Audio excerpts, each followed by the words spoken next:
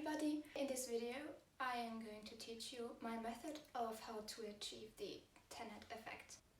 If you don't know what I mean by that, it's this movie by Christopher Nolan in which time is very weird.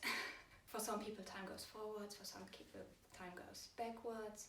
I really wanted to try this in Blender and I think I might have found a way, but I'm not.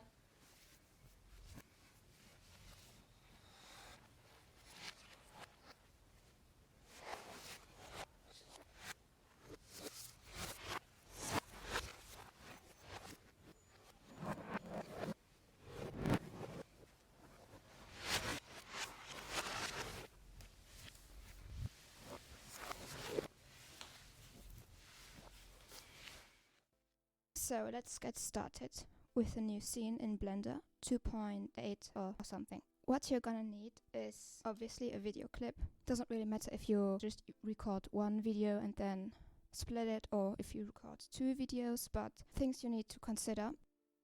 Definitely the camera shouldn't be moving or else we're gonna have to do some tracking and that's a pain.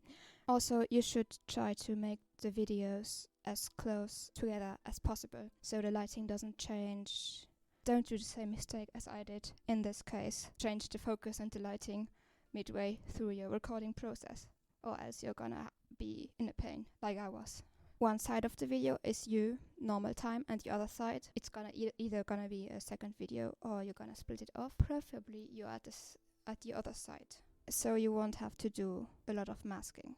You can do it, but yeah, it's a pain if you're a beginner like me. Anyways, okay. So let's say you have the video here in this corner. You can open video editing.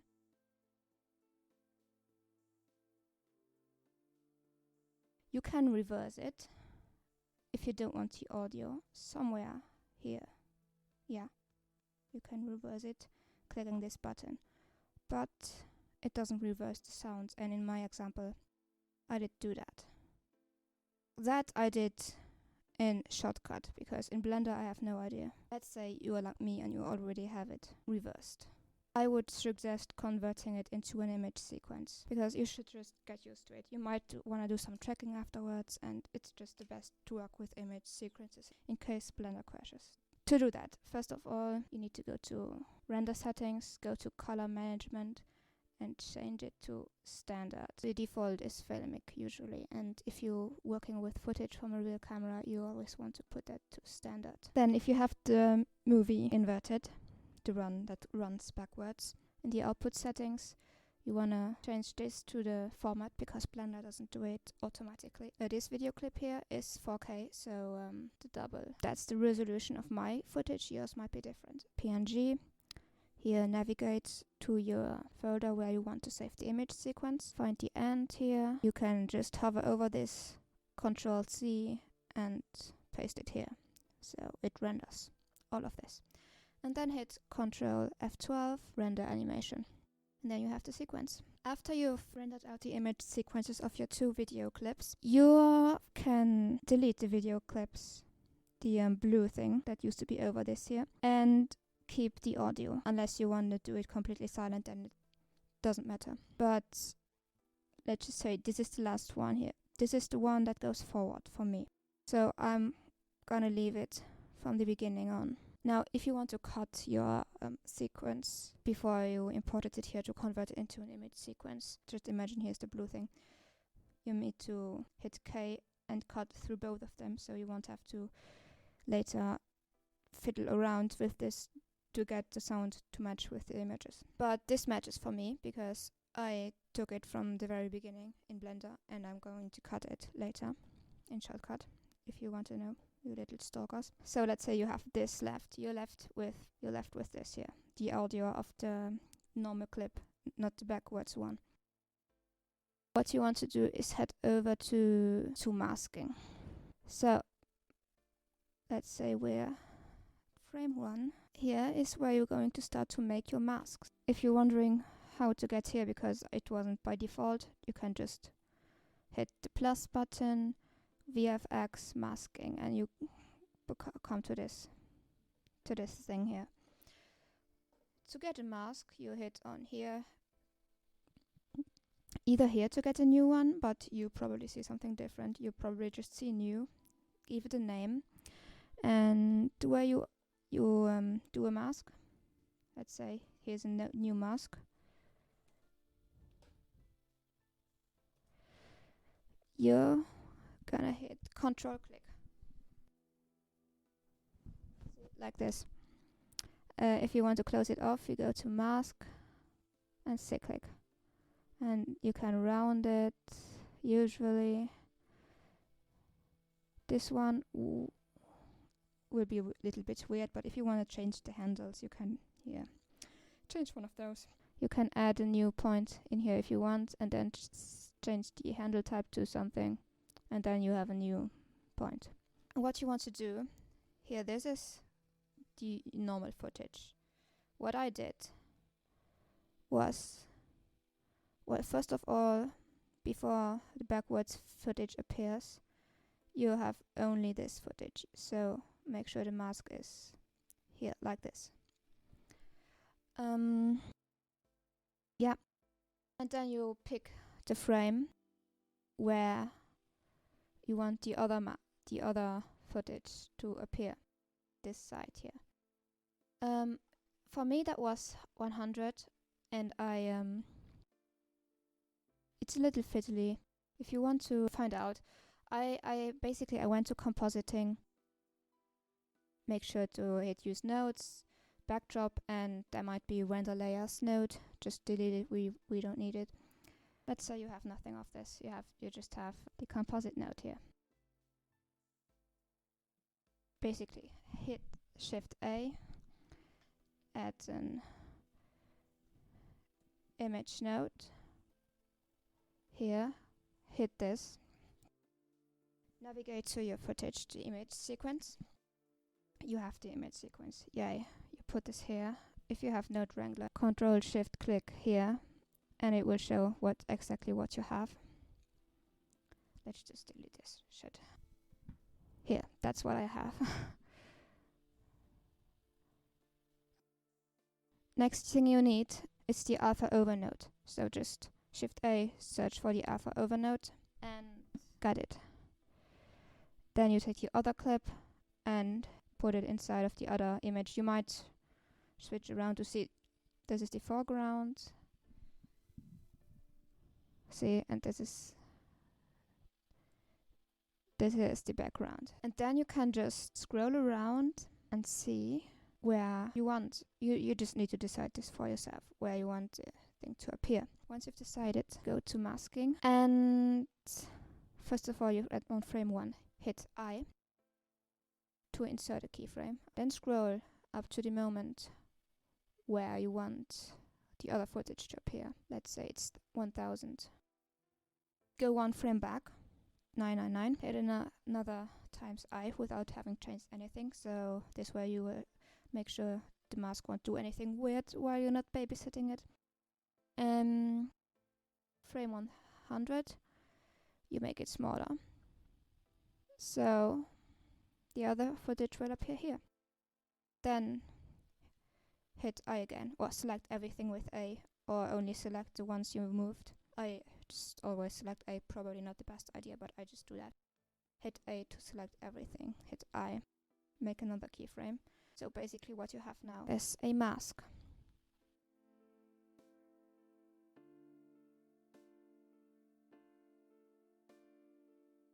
So you have this set up, right? The way to import this mask now is your import.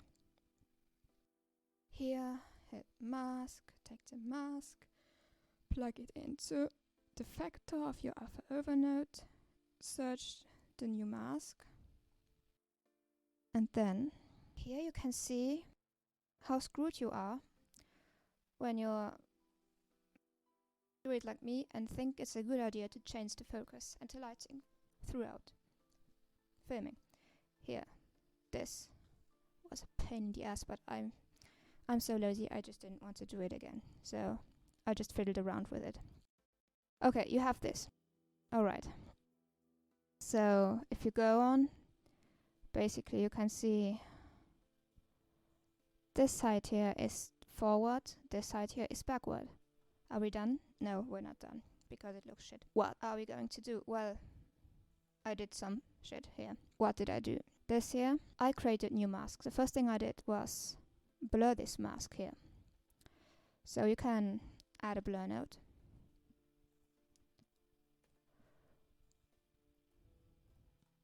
I just always use fast Gaussian because why not? I use it once, it worked, so what the hell?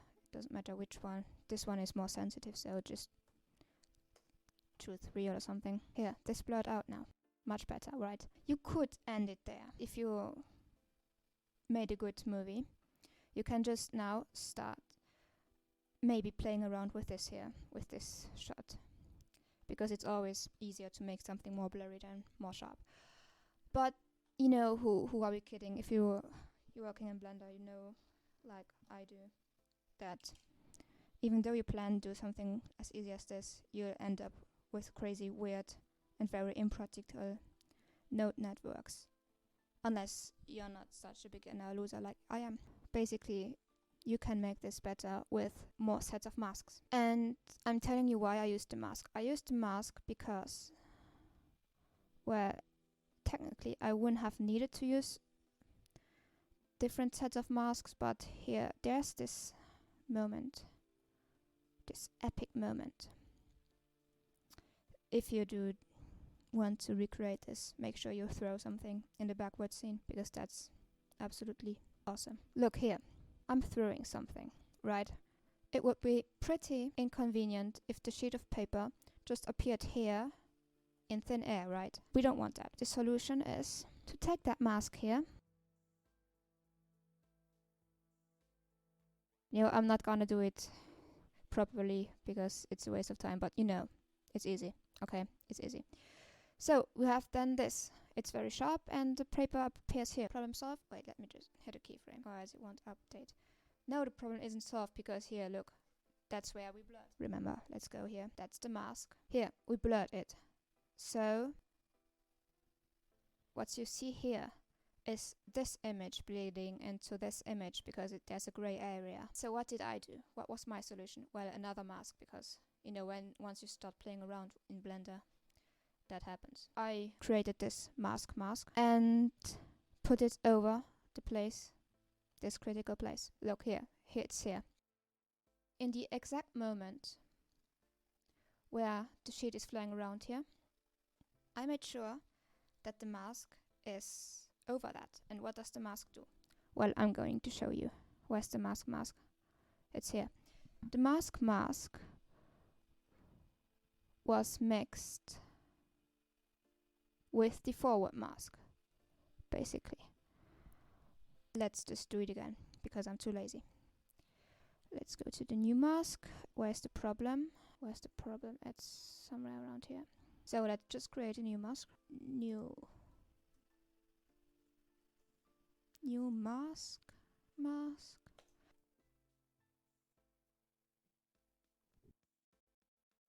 You want it here. Look in your new mask thing. You made the new keyframe here. So here you're gonna make a keyframe here too for this, for the new mask. Go back one. You don't want it there, so just move it up and hit a keyframe. So it just moves here. So what does it do? Well, I'm going to show you.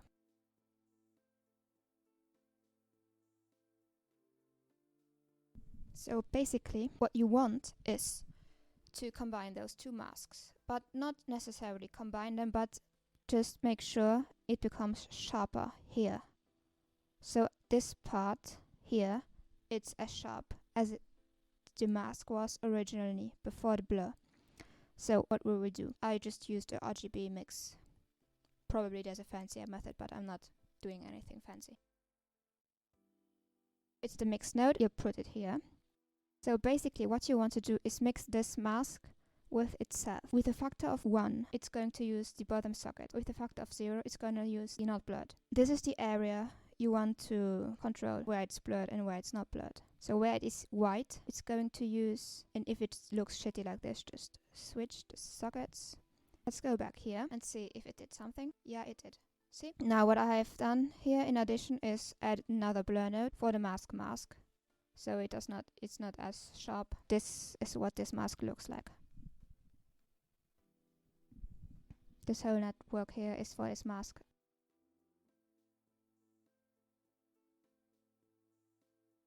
Well, here you don't see this because this is not the place where, yeah, here, there it is. So, you know, you see, there it's sharp. So I added this here. What is all of this shit? Well, I realized in my first clip that I used, which I'm probably not using on YouTube, the shift from this footage, this here, to this footage was way too intense and abrupt because it happened in one frame.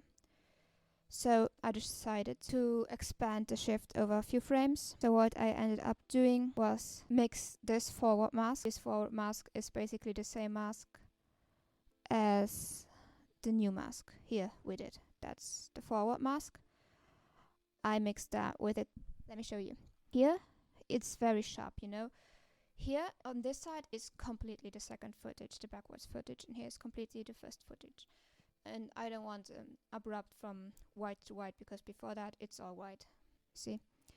And what I want to do was a transition, so it doesn't go immediately black here, so it goes gray. I achieved that with an add node because add just adds this value. If I add a value of 0 to this forward mask, it stays the same. But if I add a value of 1, black being 0, 0 and white being 1, everything is 1. And I just used 25 frames here for the transition and hit the keyframe here at 1 and then keyframe at 0 here, 25 frames after that. If you want to do that as well, you just need to make sure that in this period of time the second footage doesn't appear, or else the second footage will be a bit transparent, and then maybe you want that effect, maybe you don't. Just do it on purpose, whatever you do. To mix that the way I want it, again with the mix node, mix it with itself, and as a factor you just take the same mask here. Okay, so that's the crazy network here. So we talked through all of that. Now what the heck did I do here? Well, the focus, I might not want to bore you with those details. What I did here was make a bit of color correction with the color balance here. I just changed those around a bit so the footage looked better together. Blurred this footage a bit because, again, like I said, it was sharper than the other one. And now this mess, I used that because I blurred the footage so much. I just tracked my nose and then made another mask, defocus mask, and parented the focus mask to the tracker and used that to keep my face at least sharp. It didn't work as planned because it still looks shit, but you know what? Who cares? I also blurred the mask because usually you just want to blur masks. That's always better. And the usual setup, mix footage, blurred footage with usual footage and decide with a mask which goes with where. And there you have it. When you're done, make sure that the composite node is in the last node you have here. By the way, this pre-multiply and convert pre-multiply, I just play around with this until it looks good. That's my strategy in Blender. Basically just play around until it looks okay. Okay, you have it. You're done. We are happy with what you got. What I did here, still need to say that, I offset it. I made the start frame start at 1000 instead of 1 because the second me doesn't appear until halfway through the shot. So if your second shot appears immediately, don't worry about it. If your shot is offset, like in my case here, offset this, then go back to the video editing, and 1000 frames later, so at 1000, you want to put the audio of the second shot if you have an audio of the backwards shot. Also make sure that if you cut the backwards shot, cut the audio the same.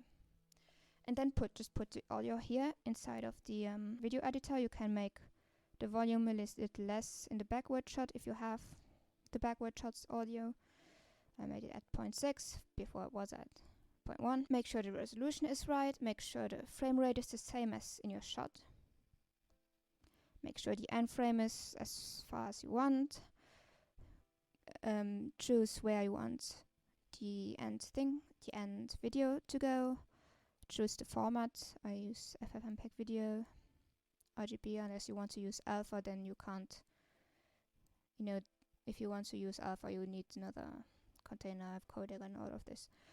I just changed this here from medium quality to perceptually lossless to feel fancier. Make sure, because first it's no audio. If you have audio in either one of them, or in both, like make sure you select this, right? Make sure both of them are selected. And yeah, I think that should be it. Hopefully. Okay. Bye.